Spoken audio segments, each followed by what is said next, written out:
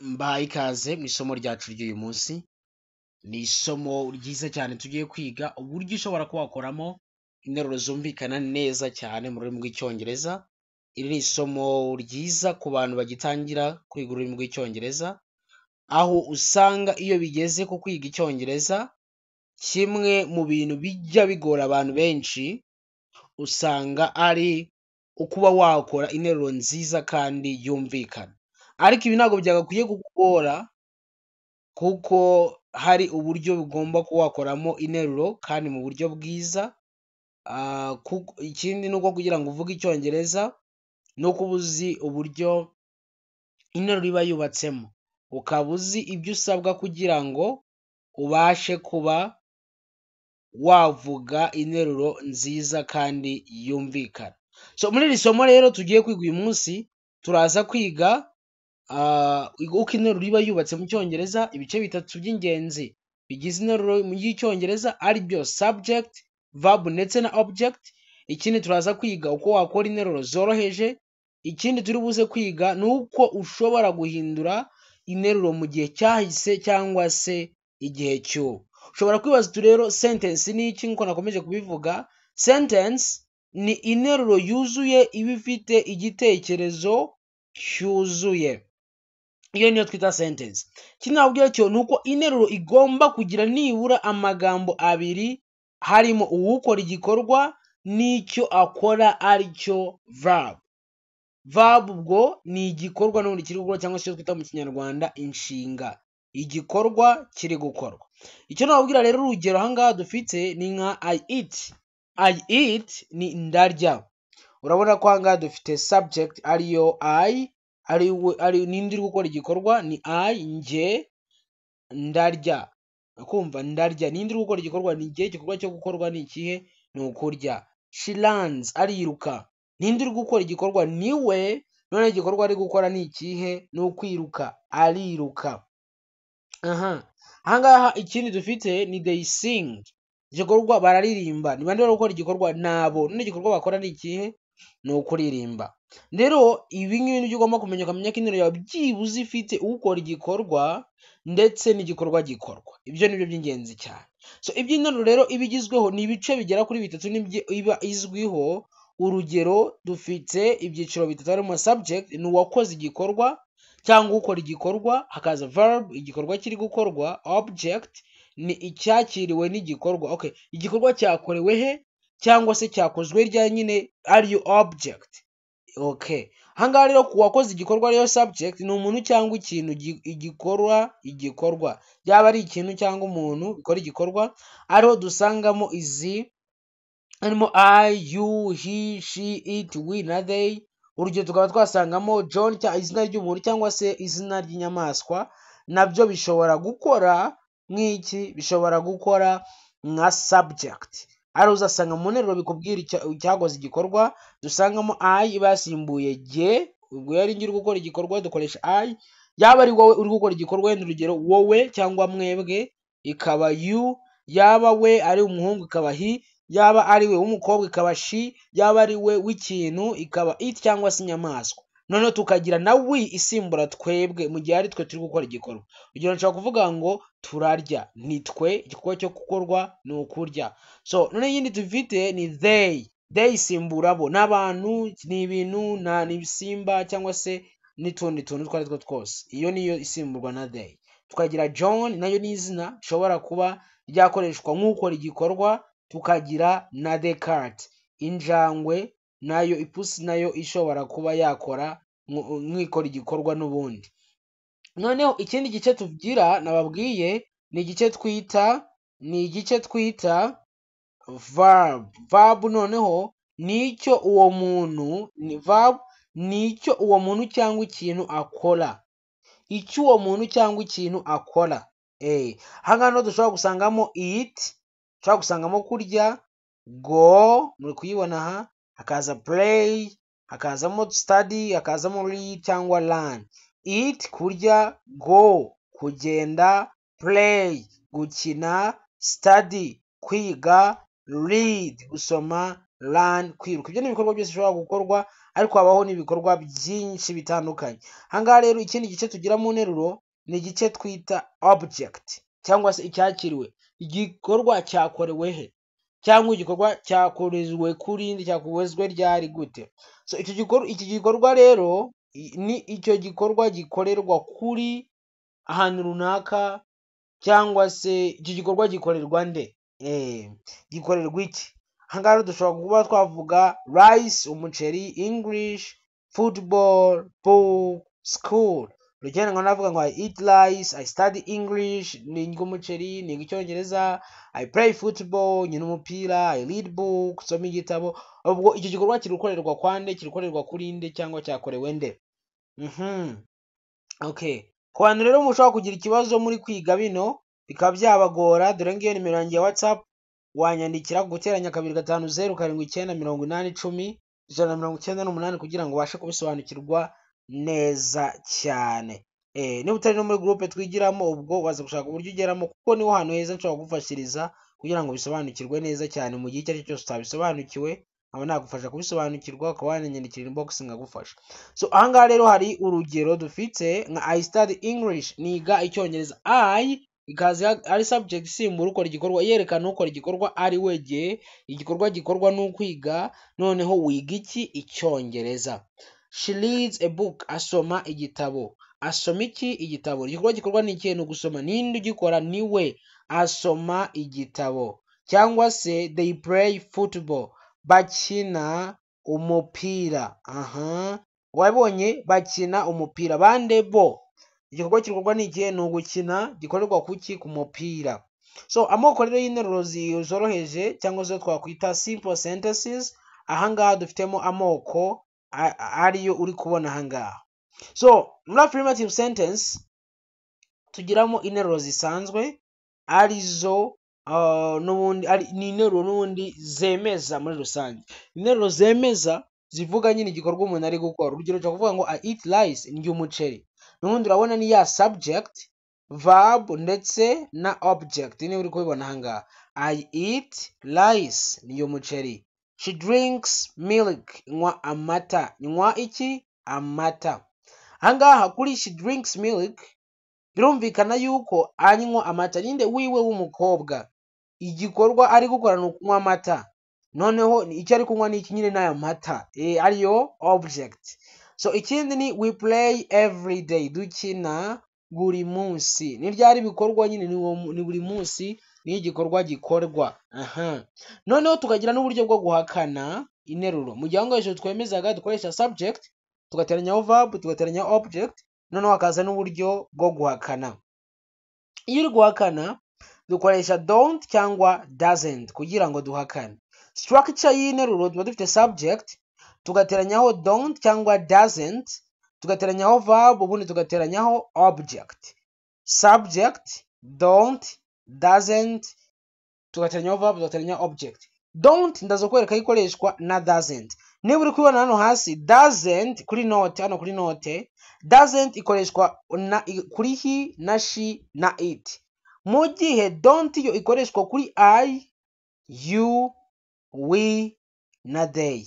Naho he, she na it niho dukoreshwa doesn't mu gihe turi guhakana. Ku nshinga zose ni uko duhakana, uretse ku nshinga to be yo kuba niho ndi bubere ku buryo duhakana. Ariko ku nshinga zose turi guhakana dukoresha don't na doesn't.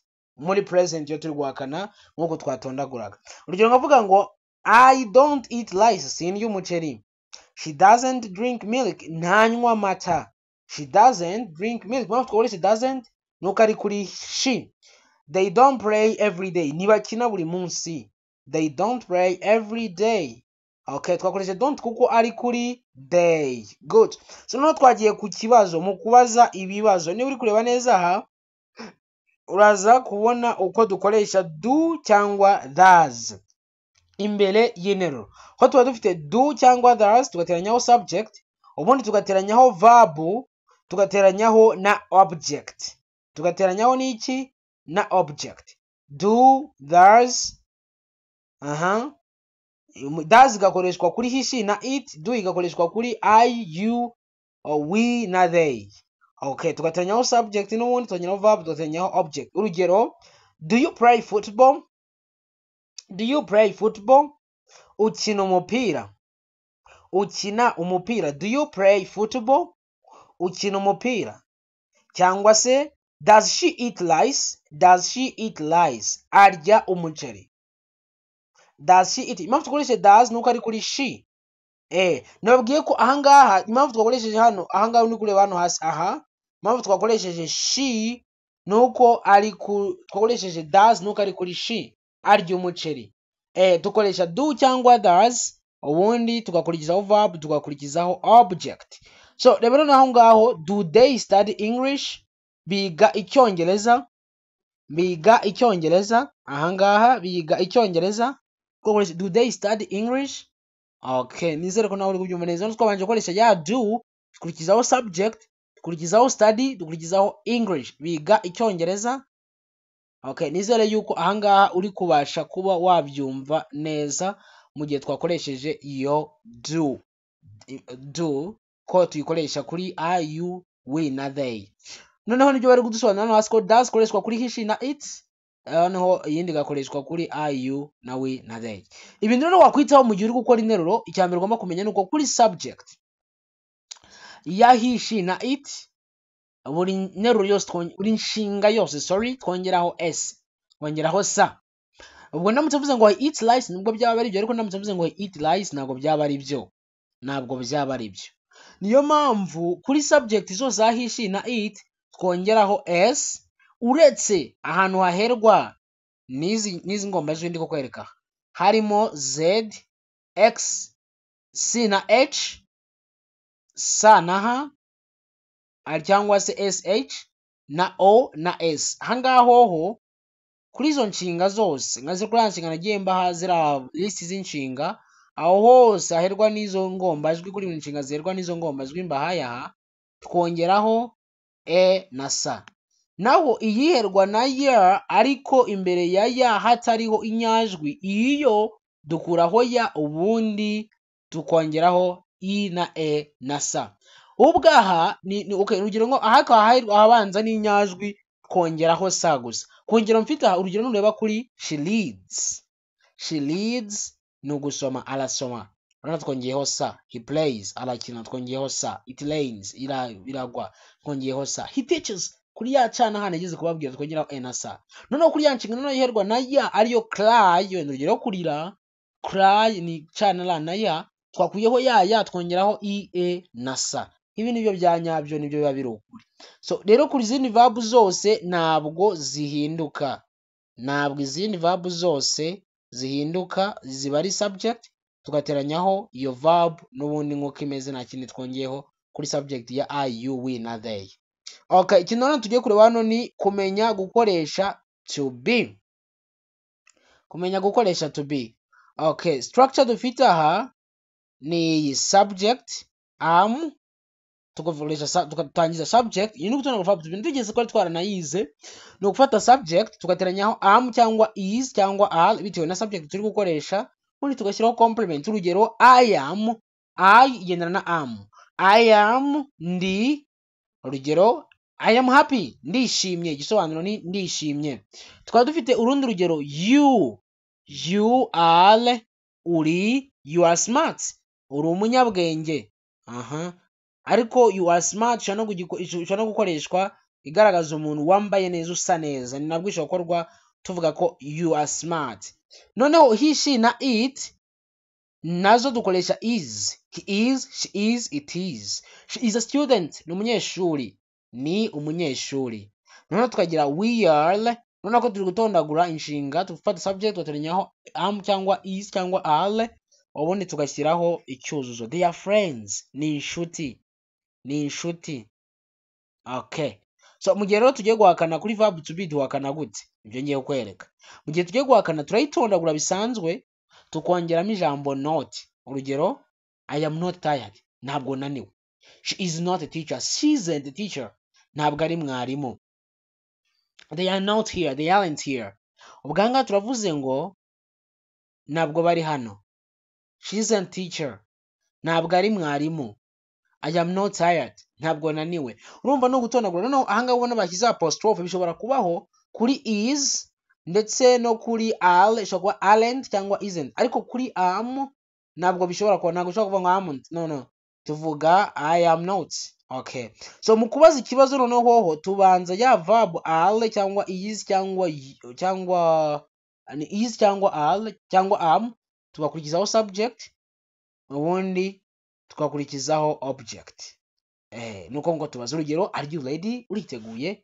Ubwo mu kwemeza iyi nteruro twakavuze ngo you are ready, uriteguye, ariko mu kubaza nabajije ngo are you ready, uriteguye. Ahangaha navuga ngo is he your brother, ni musaza wawe, is he. Ubwo umuntu akoresheje ya is, kurikizaho subject, kurikizaho iki, icyuzo ariyo your brother. So ibyo wakora rero mu kuba wakwitoza gukora interuro, ibintu ushobora kwitoza nuko ushobora kuvuga byibuza, ukavuga ibyo ukora bya buri munsi ukoresha I wake up at 6 am, mbyuka mu gitondo, I brush my teeth, I go to school. None zanjinga uri gutondagura, natekereza iri somo twararyize muri daily routines, naho nubundi giciro gitondagurwa muri buriya buryo. Ikindi muri practice ya kabiri ushobora gukora mu mwitozo wa kabiri ni uguhindura izi nteruro mu bindi bihe. Urugero dufite I eat rice, ndya umuceri. Muri negative form mu buryo bwo guhakana tuzavuga ngo I don't eat rice, niba mubyibuka neza, kuko twabonye ko dukoresha don't mu gihe turi guhakana cyangwa se doesn't, ariko kuko ari kuri I biraza kuba ari don't. I don't eat rice. Twazanga kuri she plays football, she plays football. Nitujya guhakana turaza gukoresha iki, kuko ni she, kandi mu guhakana dukoresha doesn't cyangwa don't. Abantu turavuga ngo iki, she doesn't play football, ntabwo akina umupira. Ahangaha handi dufite ni they study English, biga icyongereza. Ubwo nitujya guhakana ahangaha koko bavuze muri affirmative iraguma n'ubundi gutya, iraguma yemeza, ni interuro isanzwe iragumuko. So iyi ni practice rero ya gatatu naguha, ni ugukoresha verb to be mu kwivuga. Urugero twavuga I am student, I'm from Rwanda, I am happy today, nabyo ni sawa cyane. Ariko ahangaha ushobora no guhakana ukavuga ngo I am not a student, I am not from Rwanda, ndi umunyeshuri, sinuruka mu Rwanda, I am not happy today, ntabwo nishimiye uyu munsi. Wabibonye? Cyangwa se ukaba wabaza ukavuga uti am I a student, am I from Rwanda, nuruka mu Rwanda, ndi umunyeshuri, cyangwa am I happy today, ndishimiye uyu munsi, nabyo byakunda. So kuri grammar rero icyo nababwira ku bantu b'abatangizi ni ibyo ugomba kuba wamenya byagufasha. Grammar ni amategeko agenga icyongereza, so cyangwa se agenga ururimi muri rusange. Interuro rero zose ziba zigomba kugira subject na verb, ibyo nigeze kubikubwira. Ikindi to be ni bimwe bikorwa by'ingenzi cyane mu cyongereza kandi bikoreshwa kenshi, ugomba kuyimenya neza uko ikorwa, yaba mu kubaza cyangwa se mu kuba wahakana, nabyo nta kibazo ukamenya no kuyikoresha. Ikindi ntugatinya gukora amakosa, uko uvuga kenshi ni nako wiga vuba. Ibiriya nyine wize ugerageze kubivuga, ukagerageza kubivuga, gerageza gukoresha interuro, ugerageza gukora interuro, ugafata inshinga ugakora interuro. I eat, I dance music, I like banana, nkunda umuneke. Ukagerageza gukora interuro zitandukanye. Jya wandika byibuze interuro 5 buri munsi ukoresheje amagambo asanzwe mu buzima bwa buri munsi uba wagiye wiga. Ikindi nakubwira nuko wakwandika byibuze interuro 5 nka homework. Ni homework ngiye kuguha zigaragaza ibyo ukora bya buri munsi. I wake up, uvuga igihe ubyukira. I eat, urabona ni inshinga uri kwitoza gukoresha. I go, I study, I sleep. Ukagenda uvuga igihe uryamira, igihe uyigira, ukagenda ubivuga nta kibazo. Ikindi wakoresha izindi interuro 3 ukoresha don't na doesn't uhakana ku nshinga twabonye ko kuri she na it dukoresha doesn't, kuri izindi subject tugakoresha don't. Rero ubwo wahakana, ahandi ugakora izindi interuro 3 nabwo ugira ute, ubaza aho dukoresha do cyangwa does. Ukabaza does she live here, yaba atuye hano. Ukagenda ureba izindi nshinga ukoresha. Kwiga rero gukora interuro mu cyongereza nabwira ko ari intambwe ya mbere y'ingenzi mu kumenya kuvuga. Ntugatinye gutangira n'interuro zoroshye, kuko buri muntu wese uvuga icyongereza neza cyane yatangiye n'interuro ntoya, agenda yitoza buri munsi. Rero witoza nawe buri munsi, vuba uzaba uvuga icyongereza neza kandi ufite confidence. Rero ndabashimiye mwese twakomeje kubana muri iri somo. Niba udafite namba yanjye ukaba ushaka kunyandikira, nimero yanjye ni uguteranya 25 089 80 198, ubundi ukanyandikira kuri WhatsApp tukagufasha nawe ukaba wajya muri groupe twigiramo tukagufasha umunsi ku munsi, ukaba wajya uza inbox mu gihe ufite ikibazo umuntu akagufasha, ubundi mu gihe gito ukaba ushobora kuvuga icyongereza neza cyane. So ndabakunda cyane abantu mwese dukomeza kubana, mukomeze kwihangana ko tuba turi kwigira kuri telefone, ndabizi ko bitari comfortable ariko nta bundi buryo twabigenza muri iyi minsi. Mu gihe ibyuma by'ikoranabuhanga byacu nyine biba byadutengushye, computer yagize ibibazo na recording amajwi sinzi uburyo asohoka, ubwo birasaba kugura microphone mu buryo bwo kugira ngo tujye turi recordinga neza, yenda amajwi aze neza, sinzi ubwo yenda microphone icyo ibibazo yagize, ariko ibindi igihe igira ibibazo nabwo rimwe na rimwe, ariko twari twabikoresheje. Ubwo rero turacyari kugerageza turebe uburyo twabigenza, ariko I hope nibi ngibi bibafasha kandi akaba ari icyo mubasha kunguka. Ufite ikibazo wese ni ukuri unsanga inbox ngufashe, aho byakugoye ntukatume nyine bikugora paka ujye uza muri group baze cyangwa se inbox witoze ibyo wigize, ubundi I hope ko bizaza kugenda neza kandi mukamenya ururimi neza cyane. Ndabakunda cyane, dusubire mu isomo ry'ubutaha. Bye bye.